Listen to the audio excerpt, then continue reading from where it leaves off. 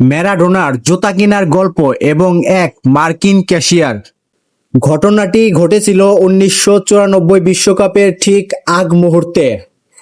বোস্টনের ফ্যানওয়েল হল মার্কেটে ফুড কোর্টে তখন পিৎজা খাচ্ছিলেন ডিয়েগো ম্যারাডোনা, সঙ্গে স্ত্রী ক্লোদিয়া, কন্যারা ও বন্ধু সাংবাদিক আদ্রিয়ান পাঞ্জেয়া। পাঞ্জেয়ার এক সাবেক ছাত্র গেরি গারবুলঙ্কি ও যোগ দিয়েছিলেন এই মধ্যাহ্নভোজে। খাওয়া শেষে ডিয়েগো হঠাৎ খেয়াল চাপল নিজের জন্য কয়েক জোড়া জুতা কেনা দরকার। ব্যাস, গেরিকে সঙ্গে করে ম্যারাডোনা ঢুকলেন এক ফুটলকার শোরুমে। দোকানের চারপাশ তখন বিশ্বকাপ ফুটবল উপলক্ষে নানা তারকার পোস্টারে সেজে উঠেছে। তবে অদ্ভুত ব্যাপার, সেসব পোস্টারের ভিড়ে আর্জেন্টিনার বিখ্যাত 10 নম্বর জার্সির কোনো ছবিই ছিল না। মার্কিনীদের এমন ফুটবল জ্ঞানের বহর দেখে ম্যারাডোনার অবশ্য রাগ করেননি, বরং শোকেসের হরেক ব্র্যান্ড এবং রংবেরঙের জুতার মডেল দেখে ছোট বাচ্চার মতো উত্তেজিত হয়ে পড়লেন। ডিয়েগো একের পর এক জুতা পায়ে দিয়ে দেখছেন, আর তাকে সাহায্য করছেন বন্ধু গেরি এবং দোকানের এক তরুণ বিক্রয়কর্মী। পছন্দ খোলতাই হতে হতে শেষ পর্যন্ত এক ধাক্কায় 8 জোড়া জুতা কিনে ফেললেন ম্যারাডোনা। বিল মেটানোর সময় ক্যাশিয়ারের মুখে তো চওড়া হাসি। এত বড় খদ্দের বলে কথা।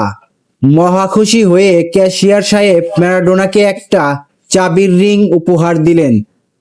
তারপর অত্যন্ত গোপন তথ্য দেওয়ার মতো করে ফিসফিসিয়ে ইংরেজিতে বললেন, আপনি হয়তো জানেন না, আমাদের এই আমেরিকায় কিন্তু একটা ফুটবল বিশ্বকাপ শুরু হতে যাচ্ছে।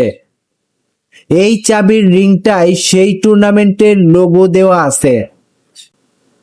আমেরিকার মানুষের এমন সরল ফুটবল অজ্ঞতা দেখে মনে মনে হয়তো হেসেছিলেন ম্যারাডোনা।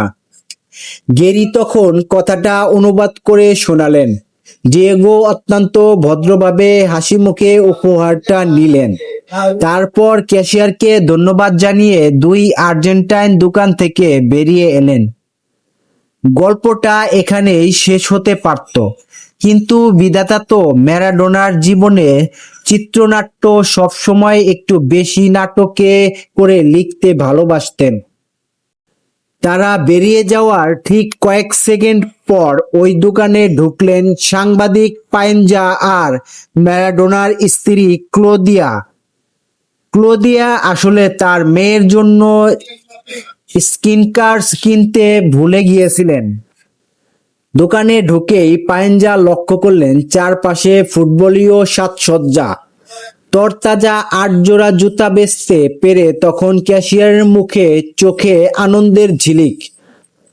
পাঞ্জেয়া কৌতূহল সামলাতে না পেরে ক্যাশিয়ারকে জিজ্ঞেস করলেন, আচ্ছা ভাই, একটু আগে যে ভদ্রলোক জুতা কিনে গেলেন, ওনাকে চিনতে পেরেছেন?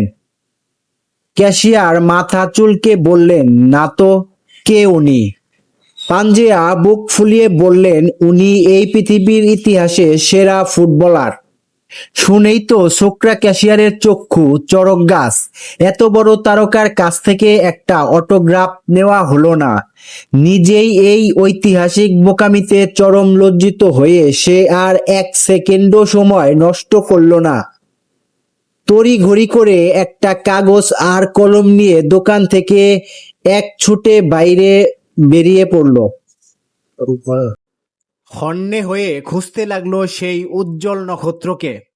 গগনবিদারী চিৎকার করতে করতে যখন ডিয়েগোদের দলের কাছে পৌঁছালো, তখন উত্তেজনায় তার হাত কাঁপছে। অবশেষে সেই কাঙ্ক্ষিত মুহূর্ত। ক্যাশিয়ার ছোকরা হাঁপাতে হাঁপাতে কাগজ আর কলমটা বাড়িয়ে দিল কার দিকে?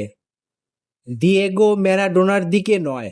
সে পরম আবেগ আর কাঁপা কাঁপা গলায় অটোগ্রাফ চাইল ডিয়েগোর পাশে দাঁড়িয়ে থাকা বন্ধু গেরি গারবুলস্কির কাছে। ডিয়েগোর চেয়ে ওই দীর্ঘদেহী জাদুকরী চেহারার গেরিকেই সে ক্যাশিয়ারের কাছে আসল বিশ্বসেরা ফুটবলার মনে হয়েছিল।